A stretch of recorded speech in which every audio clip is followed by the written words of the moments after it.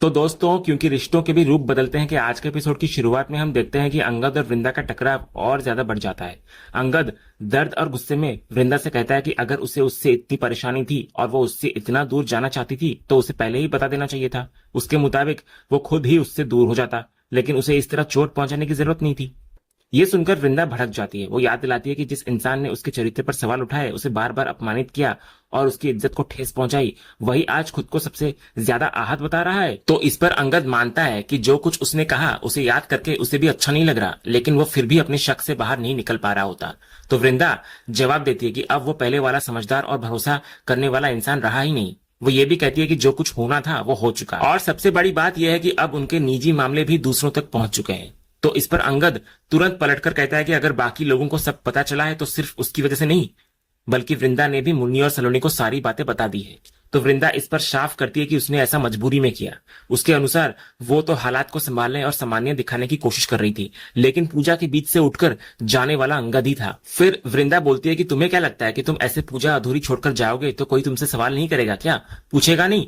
कोई सोचेगा नहीं क्या? दुनिया तो अंधी है और पागल है, सारा दिमाग तो तुम्हारे पास है। तो इस पर अंगद बोलता है कि मेरे पास अगर थोड़ा भी दिमाग होता ना तो इतनी बड़ी चोट नहीं खाता मैं, बल्कि दिमाग तो छोड़ो, मैं अंधा भी हूं लगता है मुझे। और हो भी गया था तुम्हारे प्यार में, जो ऐसा लगने लगा कि जो मेरी लाइफ पार्टनर है वो कम से कम धोखा तो नहीं देगी, लेकिन बहुत बड़ी गलती थी। तुम्हारे फीलिंग्स की परवाह की मैंने, लेकिन मुझे क्या पता था कि इतना बड़ा धोखा दोगी तुम मुझे। वृंदा बोलती है कि ठीक है, कोई परवाह नहीं है मुझे, तोड़ दिया दिल और दे दिया धोखा, यही सुनना चाह रहे थे ना तुम? अब तो सुन लिया ना, हो गए ना तुम खुश? इसके बाद वृंदा अंगद को चेतावनी भी देती है कि एक दिन उसको अपने किए पर बहुत पछतावा होगा और तब शायद कुछ भी ठीक करने का मौका नहीं बचेगा। तो अंगद भी उसी बात को पलटकर वृंदा पर लागू कर देता है और कहता है कि यही बात वो भी उसके लिए महसूस करता है।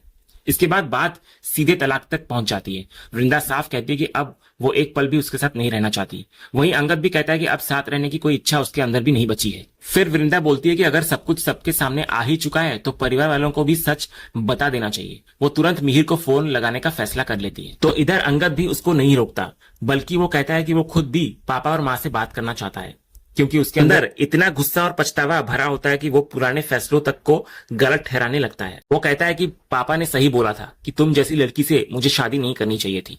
तो वृंदा फिर सच में कॉल लगा लेती है, लेकिन तभी ऋतिक बीच में आकर फोन को छीन लेता है और कॉल कट कर देता है। ऋतिक दोनों को समझाता है कि इतनी बड़ी बात इस तरह अचानक परिवार के सामने नहीं रखी जा सकती, लेकिन अंगद का कहना होता है कि अब तो छुपाने जैसा कुछ बचा ही नहीं है। उसके अनुसार जब दोनों साथ नहीं रहना चाहते तो सबको सच्चाई पता चल जानी चाहिए। वृंदा भी इसी बात पर अड़ी रहती है कि अब अलग होना ही एकमात्र रास्ता है। तभी मुन्नी वृंदा को समझाने की बहुत कोशिश करती है, लेकिन वृंदा भावुक होकर कहती है कि जिस इंसान ने उसके चरित्र, प्यार और वफादारी पर सवाल उठाए हो, उसके साथ रहना आसान नहीं होता। इसी बीच ऋतिक भी अंगद को समझाने की कोशिश करता है। वो कहता है कि हालात बहुत बिगड़ चुके हैं, लेकिन उन्हें बैठकर सुलझाया जा सकता है। मगर अंगद साफ कहता है कि अब उसे सिर्फ तलाक चाहिए। वृंदा भी यही बात दोहराती है कि अब उसके पास भी कोई दूसरा फैसला नहीं बचा है। तभी गुस्से में अंगद दोबारा विक्रांत को लेकर ताना मारता है और इशारा करता है कि वृंदा का तो शौक होगा ना मिसेस ठाकुर बनने का, इसलिए वो तलाक लेने के लिए इतना उत्सुक हो रही है। ये सुनकर वृंदा और ज्यादा भड़क जाती है और बहस फिर तेज हो जाती है। लेकिन इससे पहले कि झगड़ा और बढ़ता, अचानक मुन्नी की तबीयत बिगड़ जाती है और वो बेहोश होकर नीचे गिर पड़ती है। ये देखकर सब लोग हैरान हो जाते हैं। अगले ही पल डॉक्टर आकर मुन्नी को चेक करती है। रिपोर्ट सामान्य होती है, लेकिन डॉक्टर कहती है कि कभी कभी मानसिक तनाव भी ऐसी स्थिति पैदा कर सकता है, इसलिए प्रेगनेंसी के दौरान उसको तनाव से दूर रहने की सलाह दी जाती है। मुन्नी बोलती है कि नहीं डॉक्टर, ऐसा कुछ नहीं है, और थोड़ा बहुत तो हर फैमिली में होता रहता है ना, बाकी सब ठीक है। तो डॉक्टर फिर बोलती है कि आप प्रेग्नेंट है तो खास ख्याल रखिए अपना, मेंटली और फिजिकली भी। कोशिश कीजिए कि दिमाग में कोई टेंशन ना आए। तो अभी आप आराम कीजिए और कल एक बार फिर क्लिनिक आ जाइए, बाकी चेकअप भी कर लेंगे। तो वृंदा डॉक्टर से कहती है कि मुझे भी कल स्कैन के लिए आना है, तो हम साथ में आ जाएंगे। इसके बाद डॉक्टर चली जाती है। फिर सलोनी मुन्नी को समझाती है कि प्लीज भाभी, आप ज्यादा स्ट्रेस मत लीजिए और मत सोचिए इसके बारे में। तो मुन्नी बोलती है कैसे ना सोचूं, भैया और भाभी अलग हो रहे हैं, तलाक ले रहे हैं, अक्षय और माधवी इतने छोटे हैं। जब घर में माँ और पापा को पता चलेगा और बाकी सबको पता चलेगा तो घर में सब कितने परेशान होंगे, खास करके माँ। तो बस यही सब सोचकर स्ट्रेस हो गया। ये देखकर वृंदा अपने दर्द को दबा लेती है। वो मुन्नी को भरोसा दिलाने की कोशिश करती है कि उनके बीच सिर्फ झगड़ा हुआ है और वे दोनों आपस में बात करके सब ठीक करने की कोशिश करेंगे। ये सब बोलकर वो अंगद की तरफ देखकर उससे भी राय पूछती है। तो हालात चाहे जितने भी खराब हो, लेकिन मुन्नी की हालत देखकर अंगद भी हाँ में सिर हिला देता है। आखिर में दोनों मुन्नी को आश्वासन देते हैं कि वे आपस में बात करेंगे और चीजों को संभालने की कोशिश करेंगे ताकि उसे और तनाव ना हो। अगले सीन में सबसे पहले वृंदा अंगद को धन्यवाद कह रही होती है। वजह यह होती है कि उसने मुन्नी की हालत को समझा और कम से कम उसके सामने हालात संभालने की कोशिश की। तो अंगद भी इधर मानता है कि परिवार के लिए कभी कभी अपनी नाराजगी को पीछे रखना पड़ता है। फिर दोनों इस बात पर सहमत होते हैं कि फिलहाल मुन्नी और सलोनी की चिंता ज्यादा जरूरी है, इसलिए कुछ समय तक वे सबके सामने सामान्य पति पत्नी होने का दिखावा करेंगे। हालांकि वृंदा साफ कर देती है कि यह सिर्फ अस्थायी है और उसका तलाक लेने का फैसला नहीं बदला है। अंगद भी कहता है कि उसे भी अब इस रिश्ते को बचाने का कोई शौक नहीं है, इसलिए बार बार तलाक की बात दोहराने की जरूरत नहीं है। दूसरी तरफ ऋतिक मुन्नी को दवाई देने की कोशिश कर रहा होता है। तभी मुन्नी खुलासा करती है कि वो सच में बेहोश नहीं हुई थी, बल्कि उसने जानबूझकर ऐसा किया था। उसका मकसद सिर्फ इतना था कि अंगद और वृंदा का झगड़ा रुक जाए। वो बताती है कि दोनों को लगातार लड़ते देखकर उसे कोई रास्ता नहीं सूझा, इसलिए उसने ये कदम उठाया। ऋतिक पहले हैरान होता है, लेकिन बाद में उसकी समझदारी की तारीफ भी करता है। दोनों फिर उम्मीद करते हैं कि अब जब अंगद और वृंदा एक ही छत के नीचे रहेंगे तो धीरे धीरे बातें होंगी, पुरानी यादें लौटेंगी और शायद उनका प्यार भी वापस जाग जाएगा। इसके बाद दूसरे सीन में रात का सीन आता है। अंगद सोफे पर सोने की कोशिश कर रहा होता है, लेकिन उसको बिल्कुल आराम नहीं मिल रहा होता। वो तरह तरह की आवाजें निकालने लगता है। इन्हीं आवाजों से वृंदा की नींद खुल जाती है। वो परेशान होकर पूछती है कि आखिर इतनी आवाजें क्यों आ रही है। इस पर अंगद अपनी परेशानी बताने लगता है और ये भी जताता है कि वो उसी की वजह से सोफे पर सो रहा है ताकि उसे बेड पर आराम मिल सके। लेकिन वृंदा उसकी बात को अलग तरीके से लेती है और कहती है कि उसकी वजह से उसकी नींद खराब हो रही है। धीरे धीरे दोनों के बीच बहस शुरू होने लगती है। वृंदा उसको सुझाव देती है कि अगर सोफे पर दिक्कत हो रही है तो वो बेड पर आ जाए और जरूरत पड़ी तो वो खुद सोफे पर जाकर सो जाएगी। लेकिन अंगद पहले इस बात को मानने से इनकार कर देता है और समझता है कि वो सिर्फ दिखावे के लिए उसकी फिक्र कर रही है।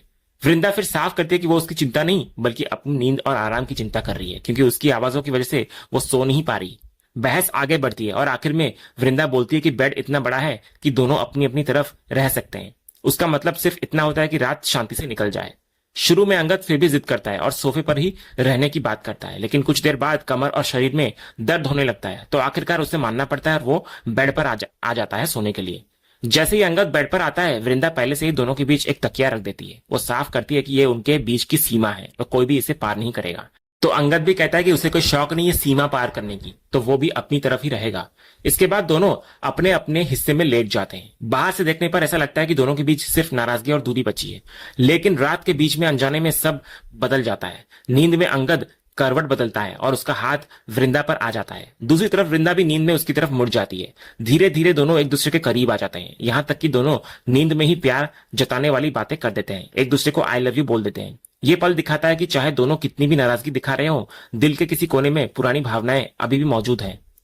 अगली सुबह जब दोनों की आंख खुलती है तो सबसे पहले उन्हें एहसास होता है कि वे एक दूसरे के बहुत करीब हैं। ये देखकर दोनों तुरंत अलग हो जाते हैं और बैठ जाते हैं। इसके बाद फिर वही पुरानी बहस शुरू होती हुई नजर आती है। वृंदा को लगता है कि अंगद ने रात में सीमा तोड़ी और उसका हाथ पकड़ा। दूसरी तरफ अंगद कहता है कि अगर ऐसा हुआ है तो वृंदा भी उतनी ही जिम्मेदार है, क्योंकि वो भी उसके करीब आई थी। दोनों अपने अपने तरीके से साबित करने की कोशिश करते हैं कि गलती सामने वाले की थी।